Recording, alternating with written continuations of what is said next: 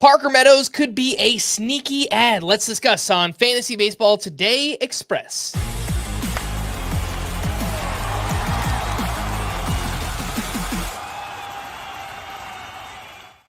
Welcome into FBT Express on Tuesday, June 3rd. I am Frank Stampfl, joined by Chris Towers, and let's get into the top waiver wire options in fantasy right now. And this one goes without saying, but I'll say it anyway. Go add Jack Caglione if he's available in any of your leagues. I mean, he's up to 87% rostered on CBS. I would imagine he is still out there in quite a few Yahoo leagues. So please go add Jack Caglione, the Royals' top prospect who's getting called up and will be in the lineup on Tuesday. But after Jack Caglione, let's talk about Parker Meadows, Chris, who made his season debut here on Monday. He went 2 for 4 with a steal, a double, a triple, 2 walks, and 3 runs scored. He was awesome down the final 2 months of last season, and he's only 33% rostered. Parker Meadows, man, I think at least in 5 outfielder leagues, he has to be added. Yeah, and it wasn't just the final 2 months last season. He was really bad at the start of last season, got sent down to AAA. As soon as he got to AAA, he hit really, really well, and then got called back up at the beginning of July, played 3 games, I think had 4 hits, maybe a home run, maybe 2 doubles, if I'm remembering correctly, and then gets hurt in his 3rd game and comes back a month later and finishes the season out great. 6 homers, 6 stolen bases, 299 average, 840 OPS, looked really good. And then comes back, first game back, and I think this is the biggest thing. He's hitting leadoff for what has been a pretty good Tigers lineup. So, you know, I don't know if he's going to hit leadoff every day, if he's going to hit leadoff against lefties, you know, all that remains to be seen. But the fact that they put Parker Meadows right back at the top of the lineup, I think says something about how the Tigers view him. He stole a base in this one. He walked a couple times, had a double and a triple. Very good first start for Parker Meadows, who I think in all 5 outfielder leagues needs to be rostered. And I think a lot of categories leagues, you know, maybe not 10-team leagues, but 12-team leagues. If you've got a bench spot, I think Parker Meadows has 20-20 upside with a batting average that could help. Yeah, and maybe an everyday player too. I mean, he's actually better in his career against lefties than he is against righties. So hoping that Parker Meadows does get that opportunity to play every day. What about Addison Barger of the Blue Jays, who over his last 22 games is hitting .316 with 5 homers, 13 runs, 14 RBI, and a .987 OPS. He is hitting the crap out of the ball right now as well. 31% rostered. Similar rate as Parker Meadows. Chris, who would you rather have, Meadows or Addison Barger? I would rather have Meadows, but I know there are some people who are really, really high on Addison Barger, and it's possible that they're right. You know, he's got pretty good minor league track record, was obviously pretty bad at the major league level last season, hit 197, 27% strikeout rate, didn't hit for much power. He's been awesome this season. I mean, the underlying numbers, he has a .393 expected WOBA. That is an elite mark. His average exit velocity for the whole season is 95.1 miles per hour. Max exit velo, 116.5. Last year, it was 110.7. That's a huge jump.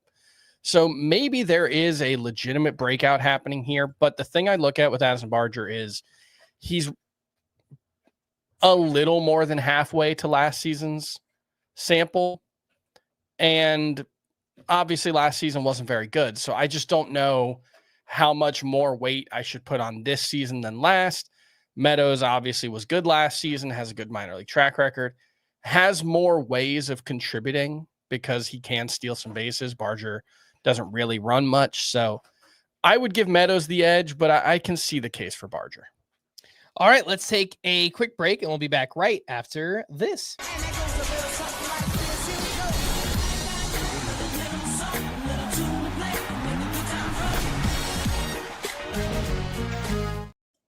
Welcome back in FBT Express. Let's slide over to the waiver wire pitchers. And Chris, we've been telling people this is your last chance to get Yuri Perez on your fantasy team. He's making his final rehab start here on Tuesday or Wednesday, but it is this week. Yeah. So it means that he could be back as soon as next week. He's building up that pitch count. Obviously, he's an electric arm.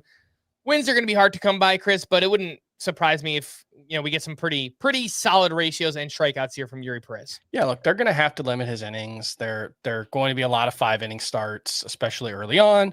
And we can look at Spencer Strider and Sandy Alcantara and a few other guys who have not hit the ground running in their returns from major arm surgery.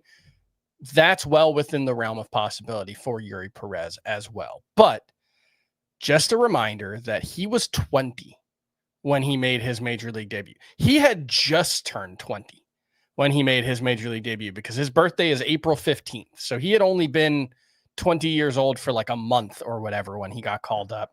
He had 91 in the third innings in 2023, 3.15 ERA, 3.61 xERA, 29% strikeout rate to 8% walk rate. That is ace level production. Now, we don't know if he'll be that good this year. We don't know what the workload's going to look like. I think there should be some skepticism with regards to both, but I think, call me a homer if you want, I think Yuri Perez has best pitcher in baseball upside. Like, to do what he did as a 20-year-old, he has not pitched at the major league level in a year and a half, and he's 22 years old. That's how that math works out. He's changed his curveball grip so that it's more like a sweeper. Should give him, another look that moves left, right. He doesn't really have that in his arsenal. I just think the sky's the limit. Maybe not this year. Maybe it's frustrating and he struggles, but I think in the long term, Yuri Perez is just about as talented as any pitcher in baseball. Another pitcher who looks very talented is Mick Abel of the Phillies, who made his major league debut a couple of weeks ago against the Pirates. 6 shutout innings with 9 strikeouts. He is making his return to the rotation. He's going to face the Blue Jays this week. It could be a short-term stay, Chris, because Aaron Nola will be back at some point, but it's one of those where you pick him up if he has another great start. Life finds a way, man. Let's see. Yeah, you just hope that he makes it difficult for them, if nothing else. And if all you get is 3 or 4 good starts and then they send him back down like the Brewers did with Logan Henderson, that's not the best case scenario. But the upside here, if what Mick Abel showed us in his first start was real, could be really impressive. Now, it's worth noting that was a big surprise. When Mick Abel got called up for that start, we knew it was a spot start anyway, so there wasn't a lot of interest. But I think even from a performance perspective, there wasn't a ton of hype around Mick Abel, who is a former number 1 or a former first round pick, but has really struggled to throw strikes, especially at the minor league level. He's been a little bit better this season, but a little bit better still means an 11% walk rate at AAA right now. So he might be working on things. He might be more capable of throwing strikes than it appears, but I do think we have to be a little skeptical about it. But we've seen it work at the major league level before. And so I'm very excited to see what Mick Abel looks like in his return. Let's quickly wrap up with some relievers here. Luke Weaver apparently going on the IL with a hamstring injury, could miss 4 to 6 weeks. So anywhere that Devin Williams is available, he's 75% rostered on CBS. Then after that, some other Weaver replacements. Camilo Doval is named the Giants closer, 72% rostered. Daniel Palencia has looked pretty good for the Cubs. He's 62%. And then a little bit further down in deeper leagues, if you need saves, Robert Garcia at 27% rostered. For more extensive fantasy baseball coverage, listen to our full-length podcast, Fantasy Baseball Today, on Spotify, Apple Podcasts, or anywhere else podcasts are found. Thanks for listening to Fantasy Baseball Today Express, and we will be back again on Thursday. Bye-bye.